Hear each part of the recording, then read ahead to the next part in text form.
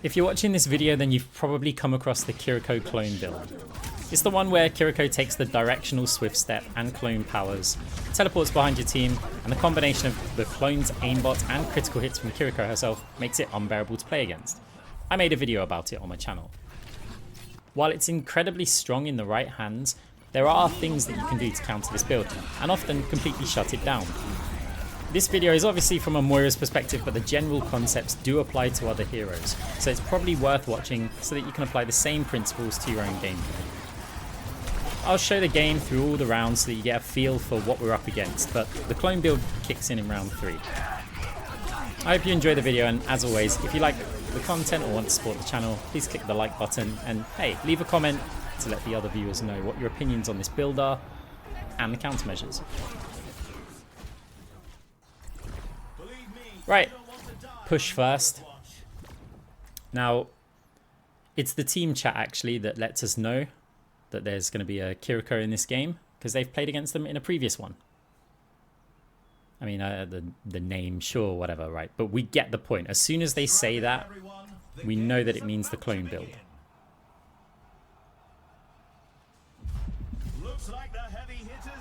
And that's the key. What we're writing just there. Make sure to damage the Kiri. Not the clone, damage the Kiri. So we opted for Phantasm first. I've been really liking this power, and then we added some ability lifesteal to it and ability power, I believe. Only 20 seconds left until we kick this round off. The armory is closing shortly. Yes.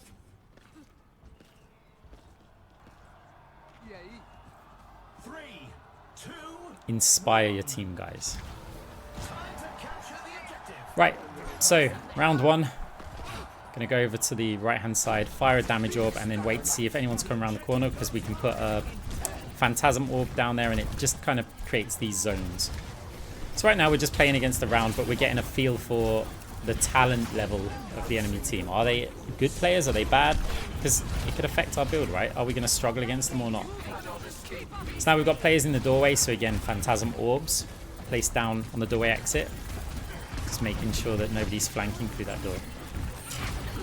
Still the Reapers in there. We need to heal our Zarya up a little bit. And we're making some progress with the bot. Gets set on fire by Ashe. But it's okay because we're going to fade cleanse that. We just want to make sure that we've got an orb in position. Our Zarya does go down though. Enemy Zarya high energy. This is going to be a struggle. Try to heal up our Mei there and put another orb down, but the bubble's going to counter that. And now we're on the run because our team are getting destroyed here. We tried to block the bot just for as long as we can. Might as well. We're not getting out of there. Now Reaper's on the flank, pushing forward over onto the Zarya. Want to get forward. And he used the Coalescence here. Now even though our team are in a grab, we're trying to push back the other players who might shoot at our players in the grab. You don't always have to heal your team in that situation. There's the choice of healing or removing the enemy's damage source. But right now you can see this is getting pretty painful for our team. Reaper decides to solo ult me, that's fine. Maybe their ult's more useful in other places, but we'll see. That is our grab. We're not really in an angle to do anything about it. Again, we place a Phantasm Orb, fire a damage orb over there. We need to rotate round to go to the Zarya because we don't want to be in line of sight of the entire enemy team while we haven't got our fade up. Mei gets killed by the Zarya. There's nothing we could have done about that if we try and heal the Mei, who's asking for heals. I mean, you just need to have a look at how quickly Zarya kills targets when her energy's at this. Moira healing doesn't help. It's literally not going to do anything. Like here, there. You see how quickly we died? Moira cannot heal that Mei before that Zarya walks around the corner. So instead, rather than healing a lost course, we focus on whatever else we can accomplish. Tried to fade through to the bot. Didn't work. Round 1, lost. Now it's a bit worrying that the Kiriko got so much money. Normally the Kiriko is pretty bad in rounds 1 and 2, and in round 3 is when they start to carry. For the Kiriko to get MVP, that's going to be problematic. So we go for liquid nitrogen. Slows are simply one of the best debuffs in the game. Speed's one of the best utilities in the game, if not the best, right? It's the most that people run Lucio in Overwatch League kind of, you know, or tournaments because of how valuable speed is. Well, By the same logic, that's how valuable debuffing people with slows is. So the Mei will traps a Xayah, so does our orb. We should have probably bounced the orb over to the left to block the retreat route, but we still get some nice damage. Take down the Kiriko, and now our team's capping the point. Enemy team's retreating. Xayah is still over on this little room on the right, just trying to poke us. We go forward. We've got our fates. We can always go backwards, and we want to put an orb down there. Maybe we can get a nice pick. It doesn't actually amount to a kill. Our Reaper's going to get pushed in here again. We can use these Phantasm Orbs as zone control. So if anyone pushes our Reaper... Not from that direction though, we didn't anticipate that. We're still here, damage orb bouncing around in that room, and again we can put another orb just on that door to block it. So Reaper's peeking the window. Gonna be a bit scared of the Xayah because she's moving forward like she's got a grab. She's very weak though. Kiriko uses her ult on the point.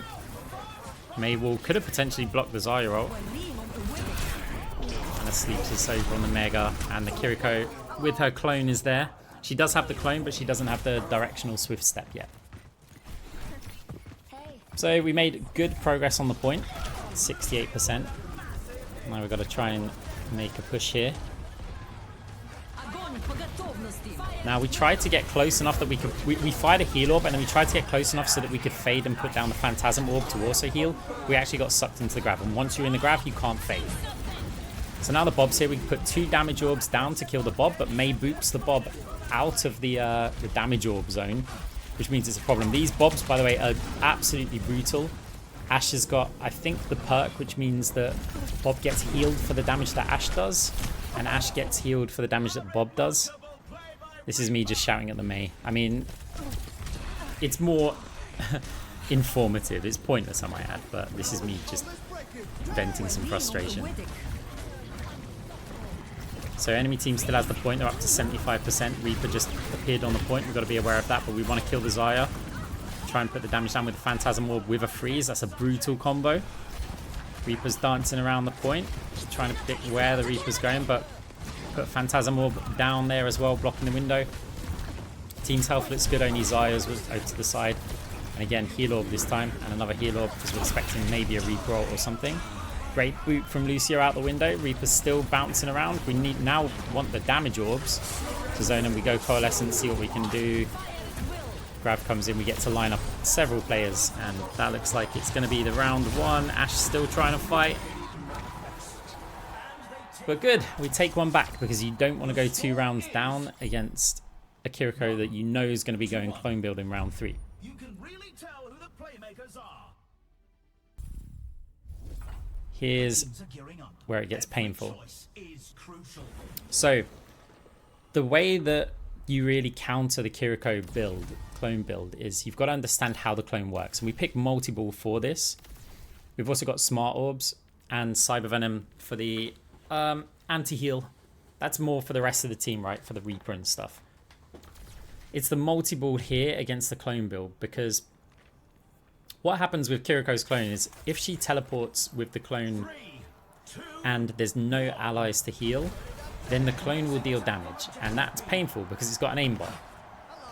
If the Kiriko has taken damage, or there's teammates near her that have taken damage, the clone's going to prioritize healing, which isn't that bad. The healing's kind of rubbish. So Kiriko always needs players, like here for example. I'm closer, there's no allies in view that need healing because they're down the stairs, so Kiriko just deletes me. The clone got a couple of shots, and then the actual Kiriko herself got some shots as well. So we're still pushing in. The points under contention. We obviously respawned. Team's in trouble here. Just trying to do what we can. We know that Kiriko's probably going to teleport into this room with the clone. So we put in some orbs. It's just kind of cash generation. We're not going to achieve anything. It also might allow our team to push through the choke. Doesn't look like that's going to be the case. Not with Reaper and Xayah. Reaper and someone else antied. I think it was the Mei. They're still pushing and contesting the point though. And we have just used our beat. However, with our DPS down, are we really going to be able to do anything here? So here, the Kiriko clone was trying to heal because she took some damage. And And so that's how we generally manage to deal with her. So enemy team caps the first point. We want to only really fire out damage orbs here, because we just want an orb just to touch the Kiriko a little bit before she teleports. And that little time that's spent healing means that the clone's not going to do that much damage before it expires. So she just needs to take some damage. Always got to be aware and try and listen here. So we get a Phantasm Orb there. There's the Kiriko clone. So we fire the orbs at the back there. We actually use the Coalescence as deterrence because we're nearly capping the point and we don't want them to be able to push in. And we flank behind. Unfortunately, the Ashe is spawning. But here's what happens. When teammates turn around to deal with us, tank dies on point. It's a classic flank play tactic.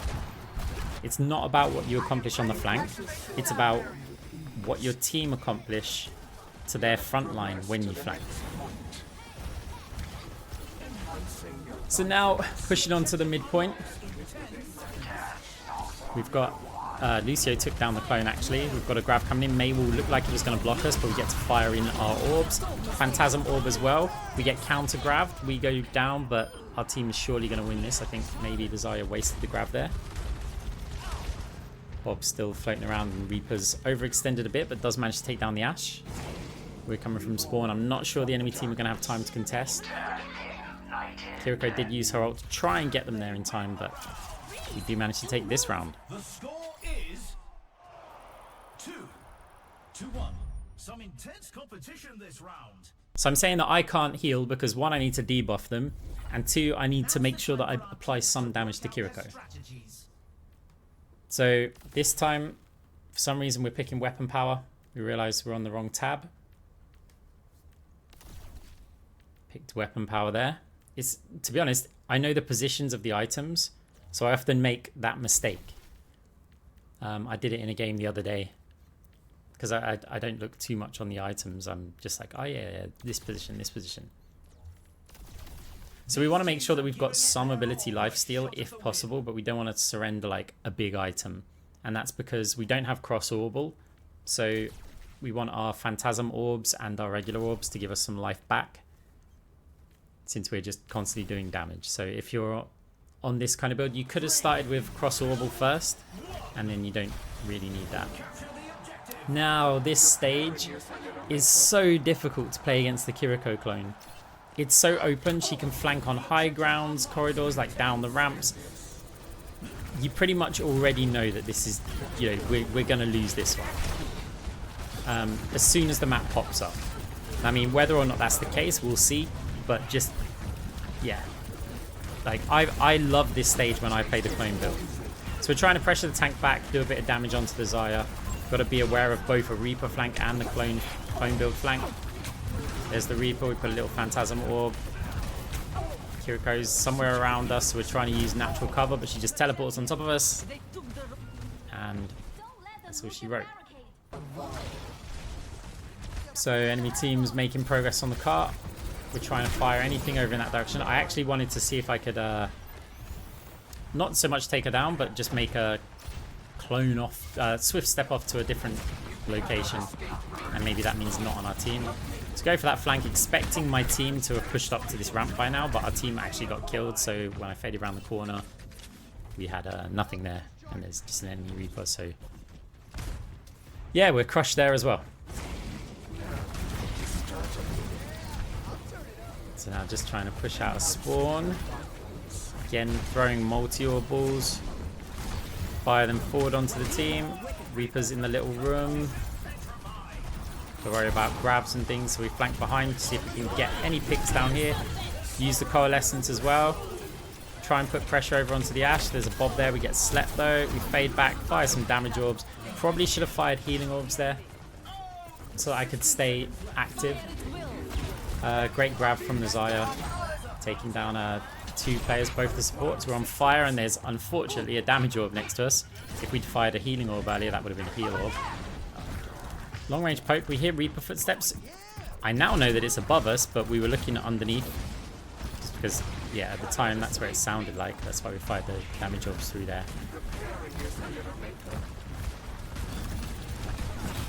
Now we try and push Maze in a ice block. Can't do a lot. It's always scary using the Fade when there's a Kiriko clone build around.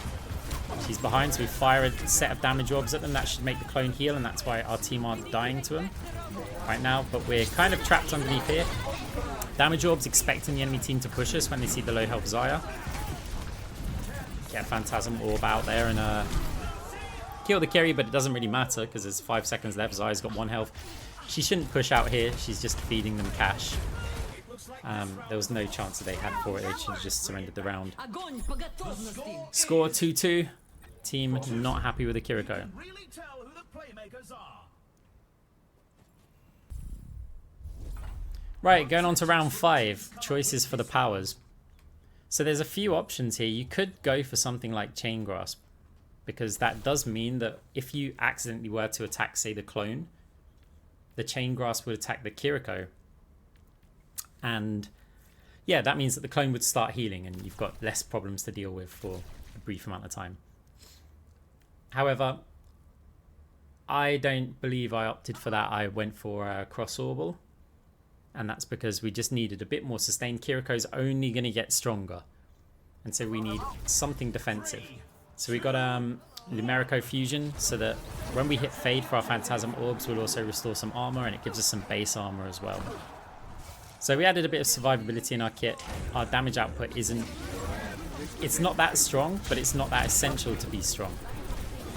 So there's Kiriko. That was a bad teleport. I think she expected us to push a bit faster than that, but we kind of delayed the push. So we put Phantasm Orb out. Let's see the Xayah and the Reaper. Clone builds behind. We're looking for the actual Kiri, not the clone. Fade out to attack the Ana. There's the Kiri. Put some damage on her. Yeah, she gets taken down. You probably always want at least one like survivability after about round 3-4.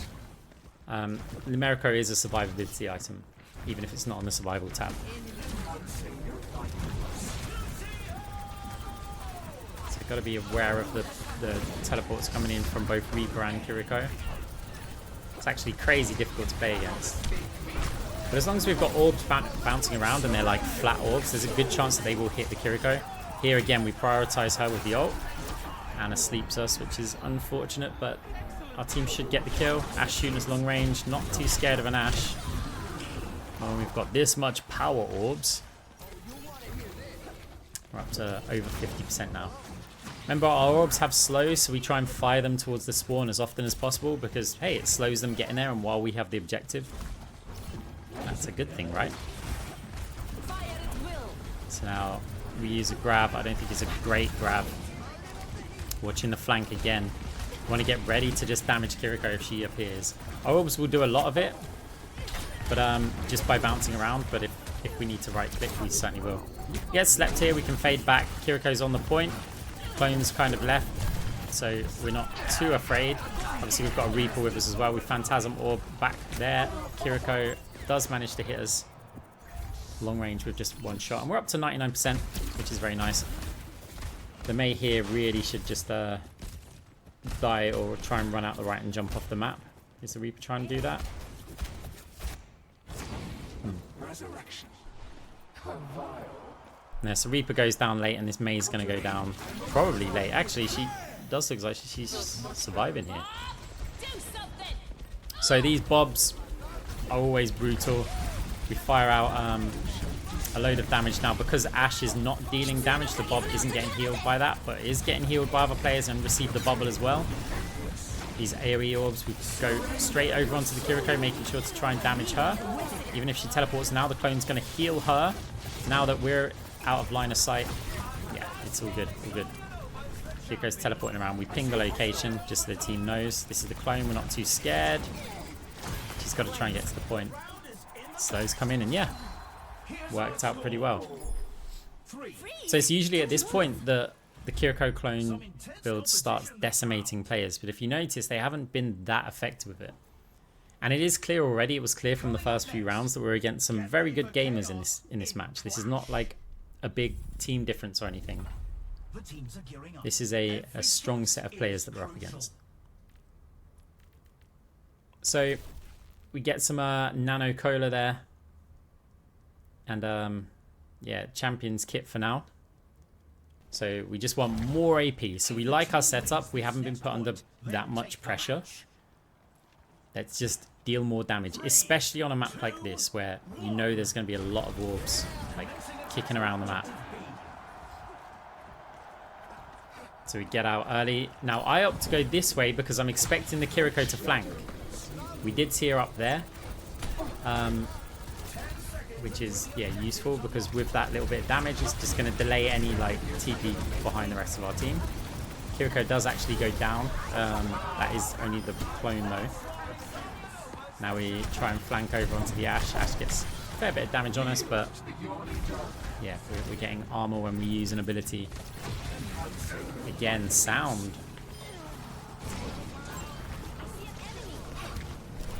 So Kiriko's TPing just in case she stays up there. We want to get some damage out on them. Reaper decides to try and chase them.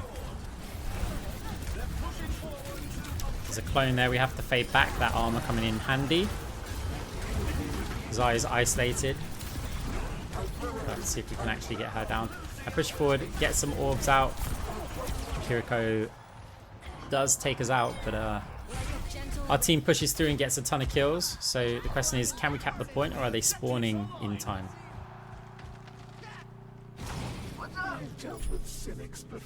I think the enemy team have time to touch this, but we want to try and slow players down as much as possible. So it's not over on the point. Their tank does go down. Still problems to deal with though. The orb should stop other players from getting in on the point. We do manage to cap it and take the game 4-2. I might add, as of the time of this video, they didn't prime sub, but we didn't expect them to. So yeah, in summary, just make sure that you put some damage out. We can do that with multi-ball with Moira. Make sure we hit the Kiriko clone. I'm sorry, not the clone, the actual main character. And yeah, you'll find it a lot easier if you can manage to do that. So, quick little bonus for you. The next game, I did hit Legend. I thought the game was boring. It was like a 4-0. We just stomped them. But hey, I thought I'd put this in the end of the video because solo queue Legend is pretty difficult to do. But we made it playing Moira and while experimenting with the build. So anyway, hope you liked the video. Like and subscribe.